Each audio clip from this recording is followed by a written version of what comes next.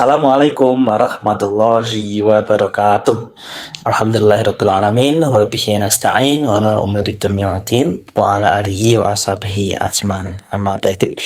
Qala Syekhul Sadiqi rahimahullah taala wa atamana fa bihi wa bi ulumihi fid dharaini amin. Rabbal alamin.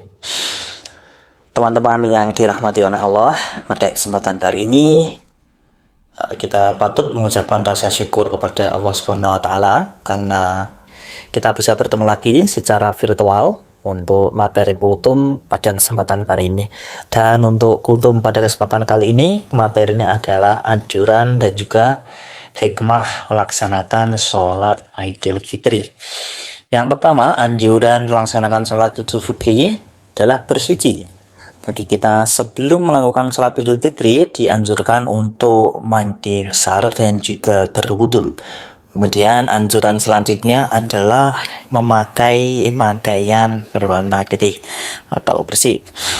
Kemudian sebelum berangkat sholat Idul Fitri kita juga dianjurkan kembali untuk makan. Jadi sebelum berangkat ke masjid atau mushola atau tanah lapangan, kita dianjurkan untuk makan terlebih dahulu. Dan tentunya kita dianjurkan untuk sholat id di lapangan. Dengan artian kalau di lapangan itu bisa menampung banyak orang. Biasanya kalau Idul Fitri, para sanak saudara yang bepergian bekerja di luar kota, para saudara-saudara yang melaksanakan pendidikan di luar kota, biasanya semuanya kembali ke daerah atau yang namanya mudik. Nah, dianjurkan untuk melaksanakan sholat id di tanah lapang atau lapangan sehingga bisa muat semuanya, dari dianjurkan untuk berjamaah, sehingga ketika di tanah lapang atau lapangan ini bisa melaksanakan sholat id dengan berjamaah seperti itu. Kemudian memperbanyak mengumandangkan takbir ketika sudah sampai di lokasi. Juga jangan dibiasakan ketika kita sampai di masjid atau lokasi sholat Idul Fitri, jangan biasakan untuk ngobrol dulu dengan teman-teman, dengan siapapun yang ada di sana. Jadi langsung duduk merapat ke shaf dan memperbanyak takbir Idul Fitri.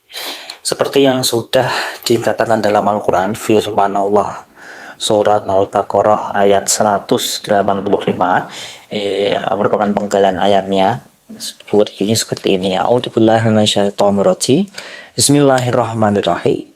Walitakmalul iddata walitukabirallah, yang artinya dan sempurnakanlah bilangan Ramadan. Kemudian dan bertakbirlah kalian semua kepada Allah Subhanahu wa taala. Ketika kita sampai lokasi dan segeralah membentuk shaf dan duduk dengan rapi dan yang berbanyak takbir seperti itu. Kemudian anjuran yang selanjutnya adalah berbedanya rute perjalanan ketika kita berangkat dan juga pulang sholat Idul Fitri. Ketika berangkat menggunakan rute A dan pulangnya menggunakan rute B, itu merupakan sunnah yang dianjurkan. Itu. Dan untuk teman-teman yang kebetulan berhalangan pada saat 1 Syawal atau Lebaran atau pelaksanaan dari sholat Idul Fitri, yang kebetulan berhalangan, juga dianjurkan atau juga menerima kesunahan dengan memperbanyak takbir di rumah masing-masing. Jadi tidak perlu risau untuk teman-teman putri yang ketika berhalangan sehingga saya nanti nggak dapat pahala sholat Idul Fitri, jangan risau, karena juga bisa melakukan atau memandangkan takbir dari rumah, bisa sambil membantu ibunya dan lain-lain. Yang penting memperbanyak takbir dari rumah, itu juga merupakan kesunahan dan juga mendapatkan pahala seperti itu. Kemudian pembahasan yang kedua adalah hikmah dari kita melaksanakan sholat Idul Fitri. Hikmah sendiri pada umumnya adalah pembelajaran atau manfaat yang kita dapatkan dari suatu kejadian. Nah, dalam kasus ini hikmahnya adalah sholat Idul Fitri.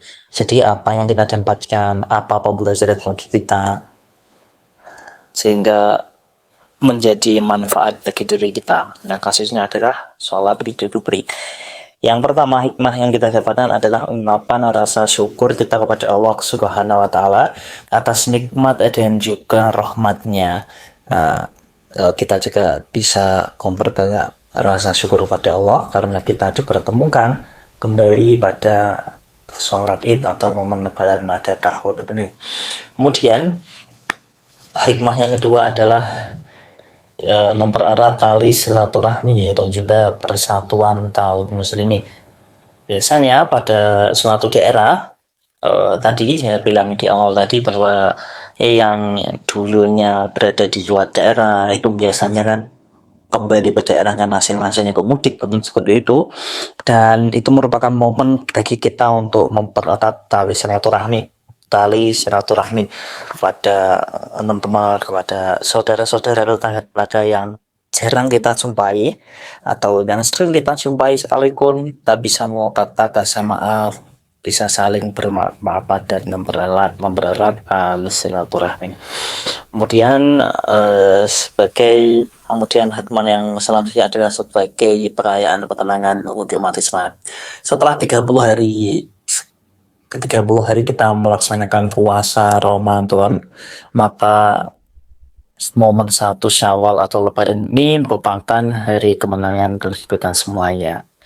Kemudian hikmah selanjutnya adalah menyebarluaskan agama Islam. Ini merupakan jihad kita untuk agama Islam adalah melaksanakan sholat Idul Fitri hingga kita bisa memperluaskan agama Islam. Kasusnya adalah ketika kita ikut melaksanakan sholat Idul Fitri, ini biasanya pada hari tersebut biasanya media-media di TV, media lainnya akan banyak meliput pelaksanaan sholat Idul Fitri. Dengan kita mengikuti kegiatannya, sama dengan kita juga menyebarluaskan agama Islam dalam arti lewat kita ikut sholat Idul Fitri. Kemudian menjaga agar tidak ada kesenjangan sosial, jadi semuanya lapisan mulai dari yang kaya, mulai dari pejabat, mulai dari petani, inggris dan semacamnya, kita berkumpul bersama di suatu majelis atau di suatu tempat, di suatu masjid lapang itu melaksanakan sholat Idul Fitri secara berjamaah dan juga bersama. Kemudian setelah kita melaksanakan sholat Idul Fitri, biasanya kita bermaaf-maafan atau lembaran ini juga dianjurkan, disunahkan untuk menggunakan pakaian yang menarik atau yang biasanya yang paling baik atau paling bagus. Ini tujuannya untuk ungkapan bahasa kebahagiaan kita. Sekali lagi bukan untuk semata-mata karena pamer dan lain-lain, tapi karena ungkapan atau kebahagiaan karena kita sudah sampai pada dari atau merayakan momen kemenangan dari Idul Fitri seperti itu. Cukup sekian materi yang bisa saya sampaikan dan semoga bisa menjadi ilmu yang bermanfaat dan juga barokah bagi teman-teman semuanya yang menyimak dari awal sampai akhir, dan kita juga berdoa bersama-sama supaya kita semua juga bisa menemui puasa dan momen Idul Fitri atau Lebaran pada tahun depan dan juga tahun berikutnya. Perlu dan cukup sekian dari saya. Apabila ada kurang lebihnya saya mohon maaf dan sebesar-besarnya. Wabillahi taufiq wal hidayah. Assalamualaikum warahmatullahi wabarakatuh.